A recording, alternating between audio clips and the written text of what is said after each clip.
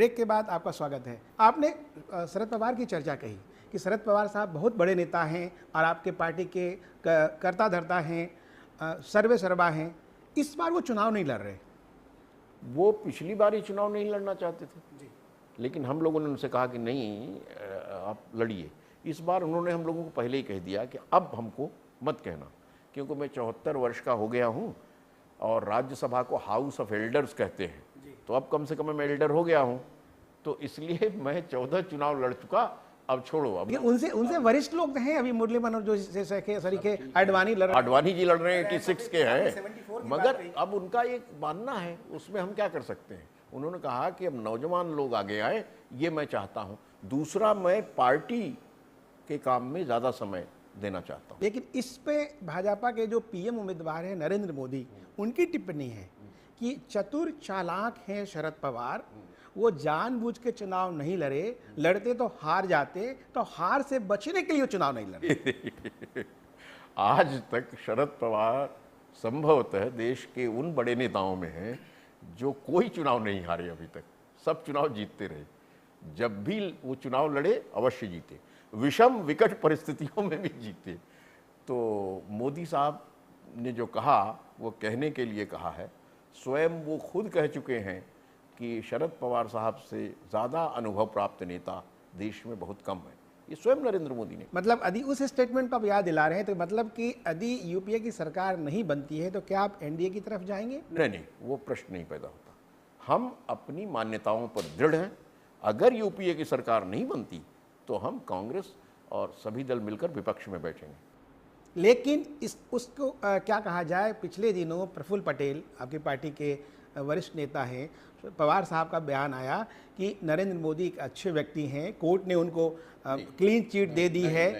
इस तरह के जो बयान आए जी, ये बयान ये था जो प्रफुल्ल पटेल से नहीं, शरद पवार जी से ही शुरू हुआ जी। उनसे लोगों ने पूछा कि कोर्ट का ये जजमेंट आया, इस पर क्या आपका कहना। तो उन्होंने कहा कि न्यायालय के किसी फैसले पर हम कमेंट नहीं करना चाहते, उसको मान लेना चाहिए। अगर आप न्यायालय का फैसला सबके बारे में मानते हैं तो नरेंद्र मोदी जी के बारे में अगर न्यायालय कोई फैसला देता है तो क्या आप उसका विरोध करेंगे? न्याय व्यवस्था का सम्मान करना हर लोकतांत्रिक व्यक्ति और दल का कर्तव्य। यही हमने, पवार साहब ने यही बात कही जिसको प्रफुल्ल पटेल ने दोहराया, जिसको हमने भी दोहराया।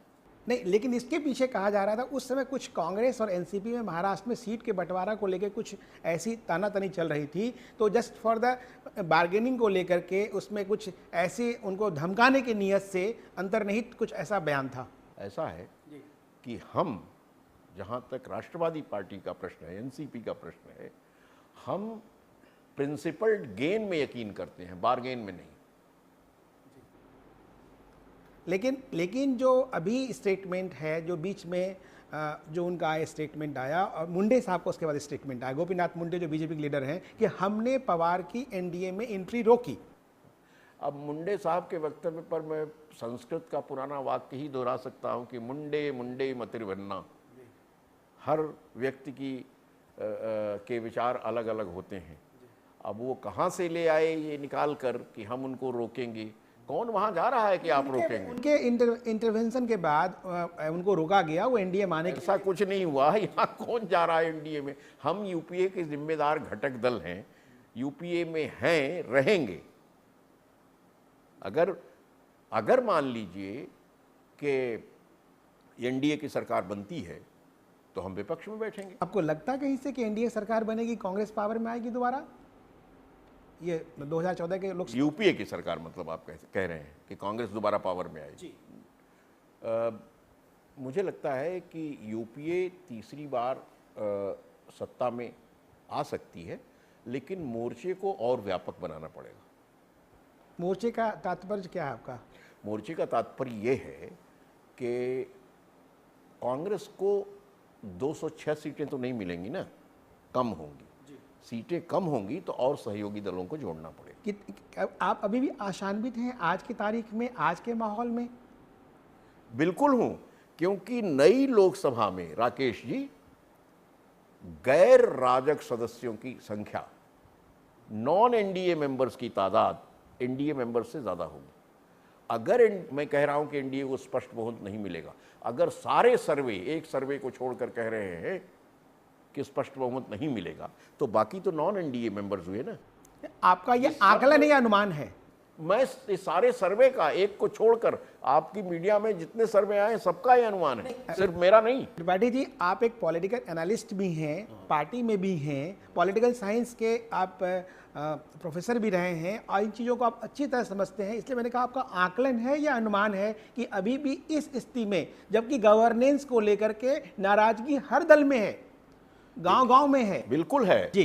10 वर्ष जब आप सरकार में रहेंगे तो आपके विरुद्ध एक वातावरण, तमाम प्रश्न ये उठेंगे, स्वाभाविक है, सहज है।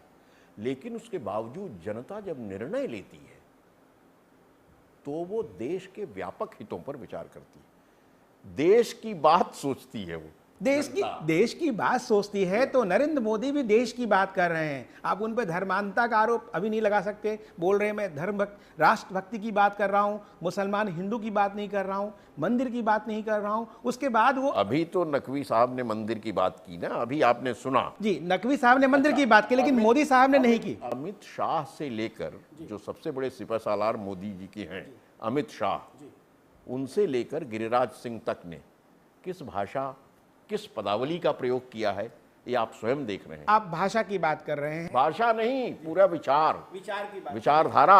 भाषा कोई ऐसे थोड़ी ना शून्य में पैदा हो गई। आपने अमित शाह की बात कही, आपने गिरिराज सिंह की बात कही कि उन्होंने नकवी साहब की बात कही, नकवी साहब की बात कही। आपकी पार्टी के अजीत पवार जी अभी बारामती में स्टेटमेंट दिया कि यदि आप मुझे वोट नहीं दोगे तो हम पानी काट देंगे। वो तो साफ जाहिर हो गया। अजीत पवार ने तुरंत कहा कि जांच कर लो, ये सब डॉक्टर्ड है। आज भी अखबारों में भी जो छपा है और पुलिस ने भी जो कहा है उसमें तथ्य नहीं पाया गया, उन्होंने चुनौती दे दी।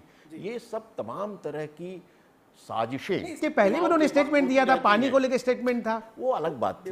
वो जब दिया उसके लिए तो उन्होंने माफी मांग ली थी, वो अलग बात थी। लेकिन ये जो अभी आया है ये एकदम गलत है, आधारहीन है। हम लोगों ने तुरंत उसकी स्वयं जांच पड़ताल की और पाया कि एकदम गलत है, कोई आधार नहीं है। लेकिन ऐसे जो बयान नेताओं के आते हैं त्रिपाठी जी, आपको नहीं लगता है कि या तो मीडिया अटेंशन के लिए या पब्लिक के लिए या पब्लिसिटी के लिए, जस्ट फॉर द अटेंशन?